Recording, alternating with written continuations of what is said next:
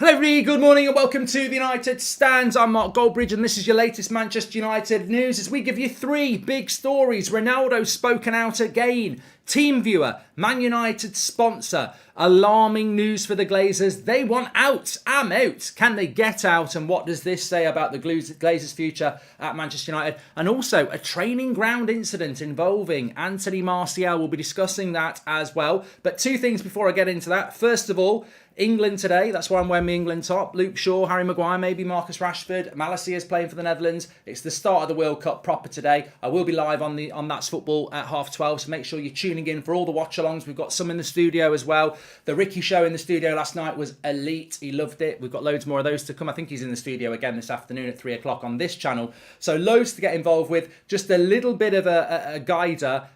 Because of the 10 o'clock games that start tomorrow, we're moving the 10 o'clock show to 9 a.m. So 9 a.m. tomorrow, and the 8 o'clock show is moving to 9 p.m. So just remember 9, but don't ring 999. I know some of the things I come out with are lethal, but we're not 999. We're 9 a.m. in the morning. We're 9 p.m. at night for the next 10 days because of the World Cup schedule. And all the World Cup games are on That's Football. We've got loads for you.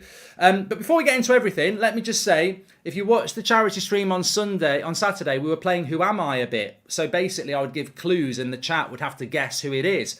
Well, here's a quick Who Am I? Who am I? I'm bulletproof, nothing to lose. Far away, far away. I'm Ronaldo, because he's actually said he's bulletproof. He's done an interview with Portugal and he said he's ironclad bulletproof. So stop talking to my teammates about me. He's bloody bulletproof. That's Ronaldo. He's been talking again. So we'll start off with Ronaldo. Although for me, I really want to talk about this TeamViewer thing more because I think it's very interesting in the wider scale of what's going on at Manchester United. So smash a like on the video and get involved. I will be doing some watch-alongs from the studio, but not today. I'm not in Manchester today, but we have got some studio watch-alongs. I think the Netherlands game, we're doing a watch-along there. Right, let's fly straight into this. What I want to talk about is Cristiano Ronaldo. So look, very interestingly, Ronaldo is basically, he is taunting Manchester United. The whole interview last week was taunting United, and doing this again, he is taunting United. United are working very hard to try and sack him and terminate the contract. And I think Ronaldo is just sort of saying, get on with it, because until you get on with it, I'm going to keep goading you. I'm going to be defiant. He won't keep his gob shut. Now tell me the last time that Cristiano Ronaldo did an interview for the head of the Europa League or the Champions League or any interview officially for Manchester United. He never does it. He doesn't do it. The very first interview for Portugal, he's got himself there. So it's coming home, says Ralph. England. But look, he has done this interview ahead of the World Cup. He did the interview for Piers Morgan last week, and he's done an interview for Portugal today. It's the Cristiano Ronaldo show at the moment, and Man United have got to get in the game. They've got to, like I say, if this is a boxing match, it's Ronaldo, and United have just got their guard up, and they've got to start throwing a few punches. I mean, I love Ronaldo. Obviously, I love United.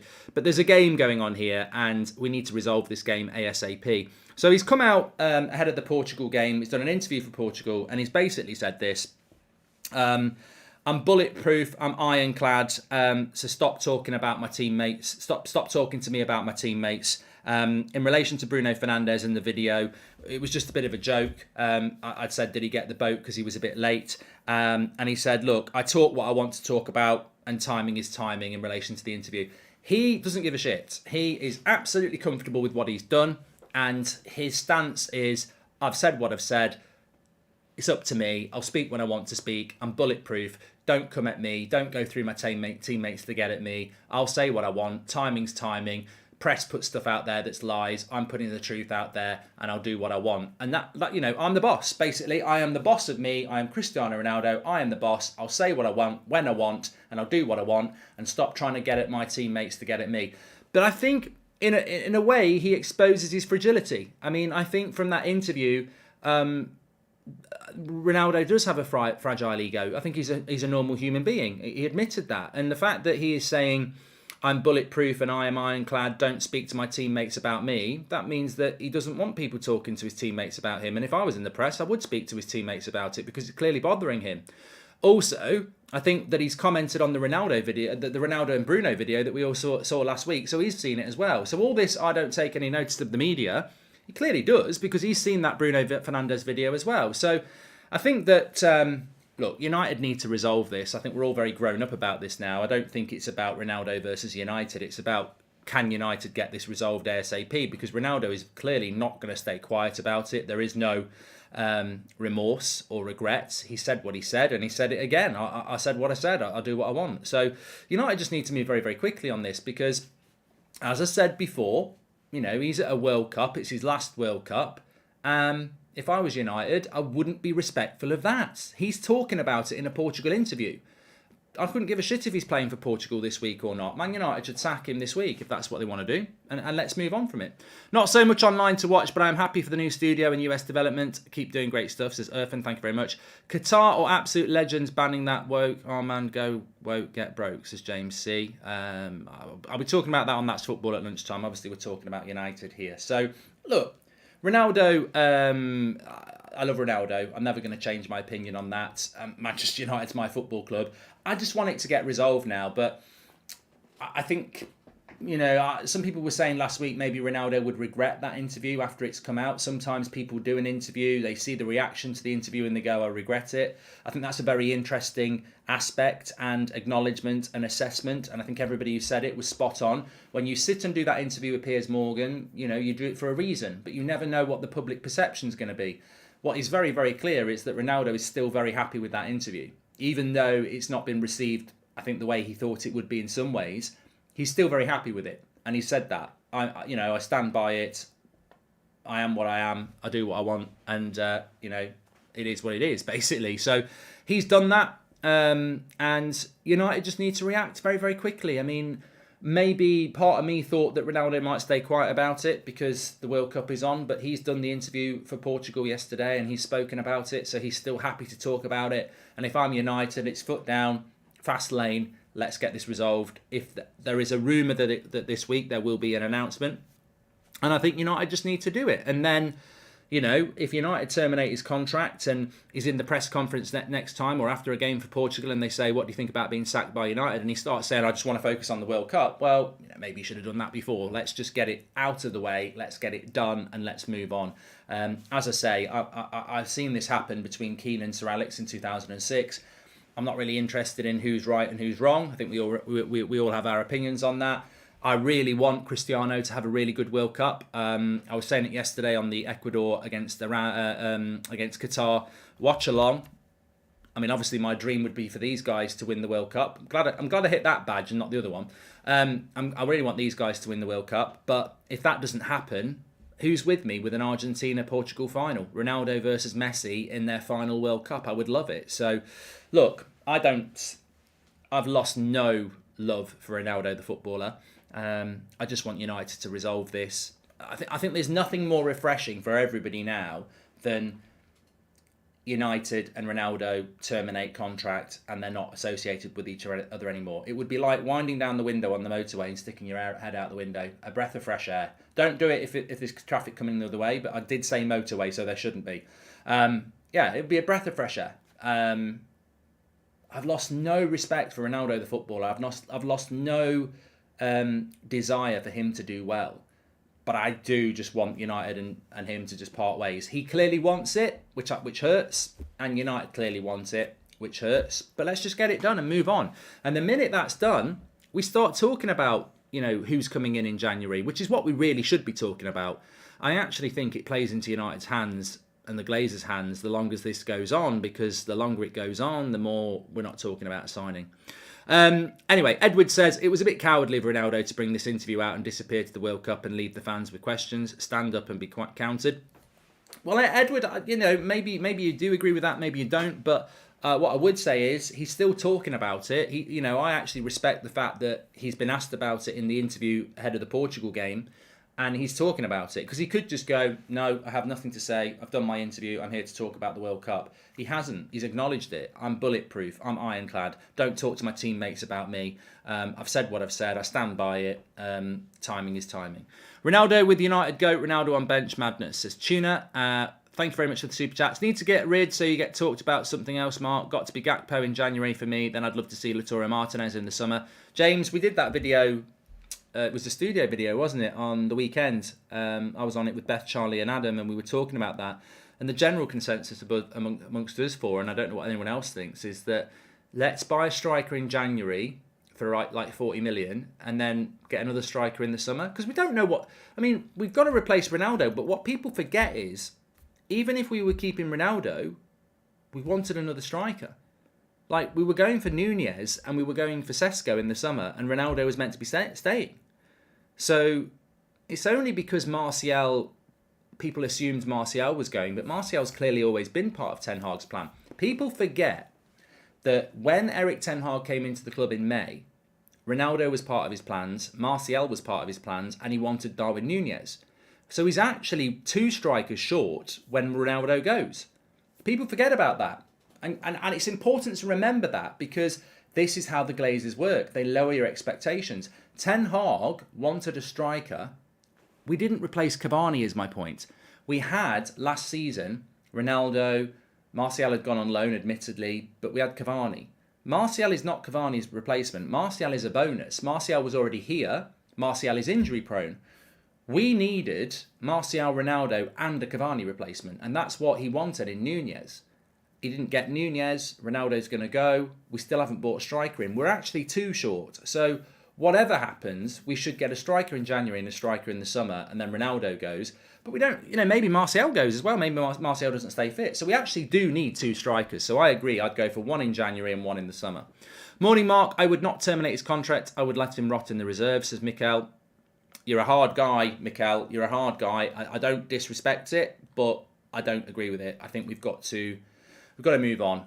Man United's bigger than Ronaldo. If you start sticking a player in the reserves, it's sour grapes. It's hard line, but life moves on. I don't really hold any resentment towards Ronaldo. I just think let's get it done. Let's move on. He's a legend of the club, and he will be a legend of the club. And the best way to preserve that is just to get him out, get him gone. Anyway, right. So that's with Ronaldo. He's had his say. Let's talk about TeamViewer.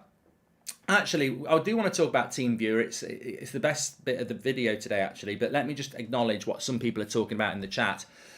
I tell you what, I do feel really weird as well. We've got this World Cup started. England watch along in a couple of hours. I'm wearing my England top. It's dark outside. I've got a Christmas tree, and in reality, it's dark outside and chucking it down with rain. This World Cup just feels. I'm not saying it's a bad thing. I'm not saying it's a bad thing in a footballing sense, but it's very weird having a World Cup when you're thinking about putting your Christmas tree up and buying Christmas presents. It's just weird. I don't want to be watching 4 games a day when the Christmas tree's going up. I want to watch Home Alone. I want to be watching Man United twice a week, not 4 games a day. It is very weird, but we'll get on with it. Anyway, I will get on with it now.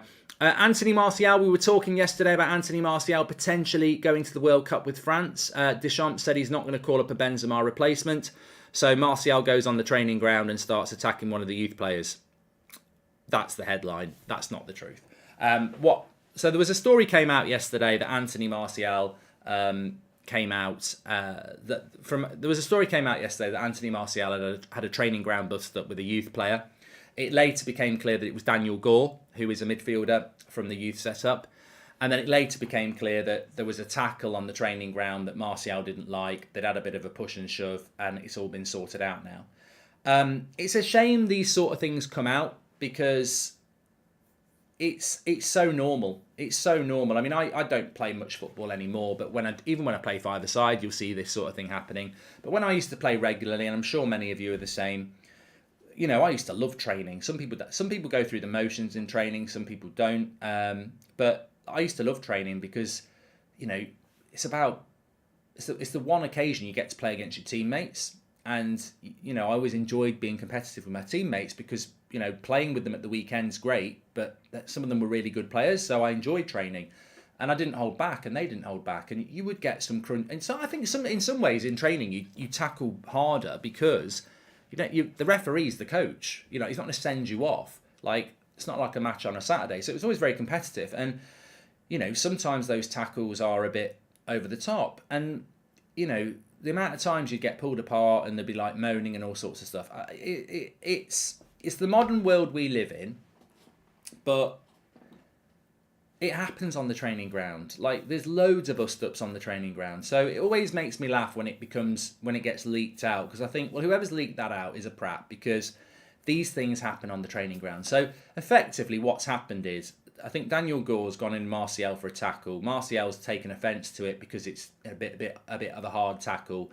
and there's been a bit of pushing and shoving, and then they've sorted it out. It happens multiple times a day all over the country at different clubs, at different levels. It happens. Now, Martial's a player that, exactly, Sanka's right. If someone farts at Carrington, it makes the news. But, you know, Ty says he was tackled, Mark. Gore for told off by Ten Hag. I just, you know, at the end of the day, I'm on Daniel Gore's side on this. I am. I'm sorry, I am. I mean, this just sounds like an ego trip. Oh, youngster tackles Martial and he doesn't like it. I couldn't give a shit. If you can't take a tackle in training, then you're never going to take a tackle in the Premier League. Like, it's just, it's elitism at the end of the day. You know, oh, who tackled me a bit hard? Mate, you're an injury-prone player. You need to be able to take a few tackles, otherwise you're always going to be injured. And I'm not taking a pop at Martial because he's one of my favourite players, and I'm definitely not taking a pop at Martial because he's not the one who's leaked it. But I'm just like, when it came out yesterday, I was just like, we don't need this. You know, if it's Ronaldo and Harry Maguire having a wrestling match about who's going to be the captain, that's a big story. But player falls out with other player over a tackle and then they resolve it. It's such a non-story. And I like Daniel Gore. I think he's a really interesting player in the midfield coming through. Now, I don't know whether he'll end up being a United first team player, but I think he'll end up playing Championship or Premier League. I think he's a really interesting player. He doesn't need this shit. Doesn't need his name attached to Anthony Martial and a bad tackle in training. It's just, my message to him is get on and do it again. Get on and do what you're on about. I mean, people have spoken about him being a bit like a Roy Keane type. Well, great. Absolutely brilliant. Man United are crying out for that type of midfielder. So I actually applaud it. I think, you know what? Obviously, Eric Ten Hag probably doesn't applaud it, but I applaud it. I think, you know, a midfielder putting a few tackles in training, fucking keep it going, mate. We need a bit of passion. We need a bit of drive. We need a bit of leadership. So, yeah, it's a non-story to me. And I'm 100% on Gore's side because I think at the end of the day, he's a young player trying to forge his career at Manchester United. And fair play for him not taking... fair play for him putting in some tackles on the first teamers. Let him know you're there. He's a teenager. Fucking go, get on with it, mate. I love it. I actually like it. So, big shout out to him. And at the end of the day, Martial, a lot of people think Martial's made of glass. We can't protect him in training because we can't protect him on a Saturday. So, he's got to learn to take a tackle, hasn't he? End of the day. So there we go. Let's move on to TeamViewer. This is a big story coming out. James Ducker in The Telegraph has put it out there. So basically, TeamViewer signed a very big deal to be Manchester United's shirt sponsor until 2026. They've already said that they don't want to renew it. They don't want to renew the new deal. They're now looking at ways to get out of it.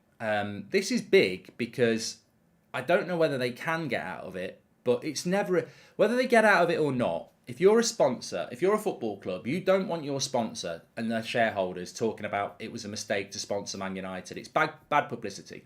So if you are somebody who wants the Glazers to sell, even if TeamViewer can't get out of this deal and they still give us the 400 million that they're meant to be paying us, it's still a good deal. It's still a good news story because it's a bad news story for the Glazers.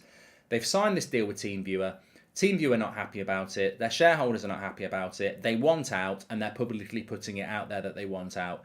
That isn't good for United. Now, United will probably sit there and say you signed the deal, so you keep the deal. But they might not. They might actually say, look, you can get out of the deal. We'll go with somebody else because ultimately you want a good... If you've got TeamViewer on your shirt and then TeamViewer are saying we don't want to be on the shirt, it's not a good relationship. All right, the money's coming in, but it's not positive, is it? And other sponsors are going, ooh, what?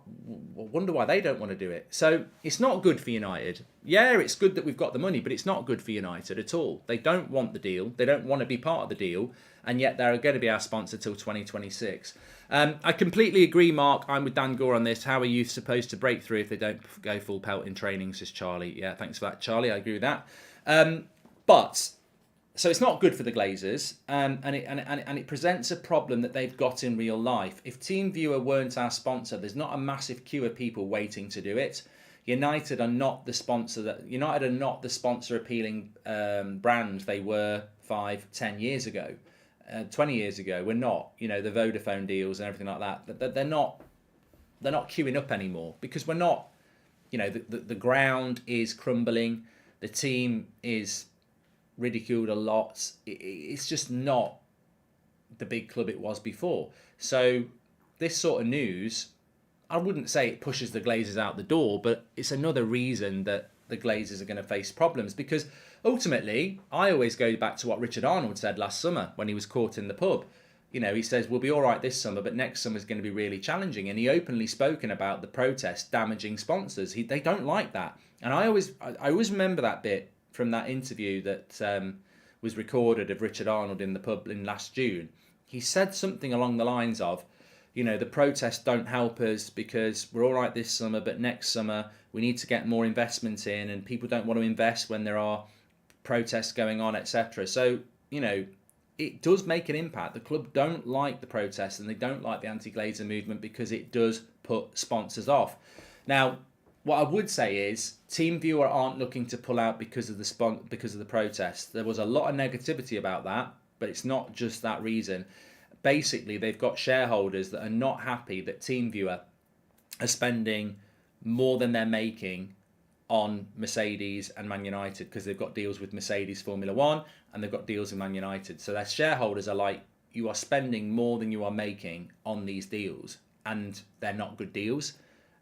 So yeah, that's why TeamViewer want out. They want out because they're spending a lot of money on a deal that their shareholders are going, why did you do this deal? It's a bad deal. So I'd keep my eye on it. I don't know what United's stance will be. They can easily just say you've signed a contract till 2026, but there will be get-outs. There will be get-outs. Every contract's got a get-out clause in it. So at the end of the day, financially, it's not good for United, because if you've got a sponsor that's giving you £100 million a year till 2026, and that sponsor pulls out, you've lost £100 million a year. If you can replace it with one that wants to give you 120 million a year, you're fine. But I don't think there are many sponsors willing to give United 100 million pounds a year, which means revenue drops, which means transfer budgets drop. So it's not good for United, but it might be good in the sense of long-term pain, short-term pain for long-term gain. So it is a big story, and it's coming from James Ducker in the Telegraph. So it's not coming on the back of the Sun or the Daily Mail or the Daily Star or anything like that. This is coming from the Telegraph and James Ducker. So you can take it to the bank that TeamViewer want out of being Man United's sponsor. Some people are saying, well, there'll be somebody else that comes in. I don't know. I don't think there are. I mean, United are always going to be Man United. We're always going to be, Adidas pays a lot of money and we sell a lot of shirts. But you know what? There might be some huge brand that says, I want your name. We want our name on your shirts. We'll give you 100 million a year. But there might not be. So it is interesting. It is very interesting. And, from day one, TeamViewer took over at the wrong time. TeamViewer got absolutely pelted that summer. Was it last summer or the summer before? They got absolutely pelted when they took over. And it's just been a bad deal for them from day one. So they do want out, and I think it's going to be very interesting what happens with that, because it's just more pressure on the Glazers. People are saying in the chat, have you heard anything about the Glazers selling? My personal belief is that the Glazers will sell. I just can't put a time limit on when it's going to happen. I do think they'll sell. Well, I don't think we're as far ahead as what Liverpool are. Obviously, Liverpool are looking to sell. They're putting together the brand packs and the proposals, and they're inviting interest. I don't think United are publicly doing that yet, but it doesn't mean they're not preparing for it. I just don't. People will say, well, we can't think that the Glazers are going to sell just because Goldbridge thinks they're going to sell. But I look at things pragmatically and evidentially, and the stadium needs about 300 million spending on it, one way or another. The squad still needs about 200 million a year spending on it to rebuild it. They're going to have to take big losses on players they've got to sell. So there's a lot of expenditure there on those three things. And, you've got sponsors that are drying up. They want dividends every year. The club's in debt. I I can't see many reasons to keep hold of it. The only reason you would keep hold of it with all those things is if you absolutely adore the club and you're a Man United fan through and through and you just want to battle through. Well, we know they're not Man United fans through and through. They're business people. So, you know, if this was a pub down the road and you've got to refurbish the pub, it's in debt, you know, the locals don't really want you there, and you need to buy a whole new staff and, you know, investors are pulling out, you're going to sell that pub, aren't you? So that's my logic behind it. It's the most logical thing in the world that they sell it, and it's a good time to sell. But what I still think keeps the Glazers going is they hear rumours of Super Leagues and TV deals, and they think, oh, if we can just limp on till then, we'll always make money. Charlie says, can't you get into your boys over at Boohoo Man about getting them to sponsor United? Says Charlie. That would be funny if they did. Probably got them. I don't know whether they've got the money for that, but Mark, organise the fans to pull together 100 million a year and we can put Glazers out on the shirt, says Liquid Snake. And they're holding out for the Super League. It's the only logical reason. Well, this is why we need the Super League to fail, because the Super League is probably the one thing that would destroy United fans wanting the Glazers out. Because if the Super League hits, it's just a money train. It's a cash cow. You're loaded forever. So the Super League shouldn't happen on many levels anyway. But if it did happen, the Glazers would love it. So yeah, we've got to be very, very careful of that. Any transfer news, Marky? On transfers, I think it will start to kick in. I think what's happening at the moment is so many journalists are out in the World Cup. This happened in the Euros. Everybody sends their journalists to the World Cup. Like Rob Dawson, ESPN's out there. I think Mark Ogden's out there, ESPN. I'm sure most of the Athletic are out there. I think Simon Stone's out there. So they're all covering the World Cup, and that's what their focus is. So they will be covering transfer stuff, but their focus is on the World Cup. So I think at the moment, because the World Cup is everywhere in these first few days, people are focused on the World Cup. But there will be transfer stuff coming out because I was speaking to a journalist on last Thursday, and we were having this conversation, and I said, but I don't understand why everyone's going to be so focused on the World Cup, because the Premier League is back in a month, and the January transfer window opens up in 5 weeks, and so many teams are looking to buy in January because they're exhausted from the World Cup and everything like that. And they were like, yeah, but and actually it's a really busy time because 5 weeks is not a long time to get your transfers ready for January. So he said the stupid thing is everyone's focusing on the World Cup, but the clubs are speaking to agents and trying to sort deals out. It's a really busy time, but everyone will focus on the World Cup for the first week, when actually there's shitloads of transfer stories around Newcastle, Chelsea, Arsenal, United. There's loads of conversations going on, but people are too busy servicing the World Cup. So you've got to dig a little bit deeper. Milankovic rumour must be on the horizon, says Charlie. Yeah, Milinkovic-Savic will be a player that probably gets linked to United, but I don't see us going for a midfielder. It's going to be a right back. It's going to be a right back and a striker in January, and that will be it. And if we get both, we should. That'll be it. I mean, we can't not get both, can we really? But yeah, it'll be a right back and a striker, and everything else will be for the summer. James Lloyd, thank you for being a member for 4 months. Appreciate that. Glazers are very possibly holding out for a version of the Super League to get established, then sell, says General Waste. I don't think they would sell if the Super League came in, because you'd be making a huge amount of money week in, week out, wouldn't you? I think they're just trying to get to that promised land of making that money, but we'll have to wait and see. But just a reminder, just a very, very quick reminder, we are obviously on the United Stand a lot, and I've got a video this afternoon for you with Ricky talking about the season so far in the studio. So I think we'll put it out at 3 o'clock because England will have finished by then. I'm live on That's Football at 12:30 for the England game. Join me on there for that if you're watching it, or you're pretending to watch it, or if you're stuck in work or whatever.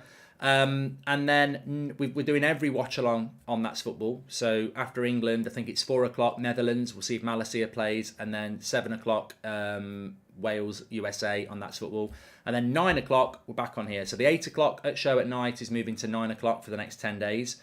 And then the 10 o'clock morning show is moving to 9 o'clock for the next 10 days because there's going to be a 10 o'clock game tomorrow. I think it's Argentina. So 9 o'clock. 9 o'clock at night, 9 o'clock in the morning for the live content. And yeah, we've got a 3 o'clock video coming up for you as well. And then that's football for everything on the watch-alongs. So lots to get involved with. Very, very busy time. Bit of a weird time, to be honest with you. I'll be completely honest. I'd rather we were talking about Man United playing midweek and weekend at this time of the year. But it is what it is, and we'll do what we do. Thanks, everyone, for watching. Take care. I'll speak to you a bit for the England game. In fact, we'll push you over there now if you want to subscribe and know where it is. And I'll speak to you in a bit.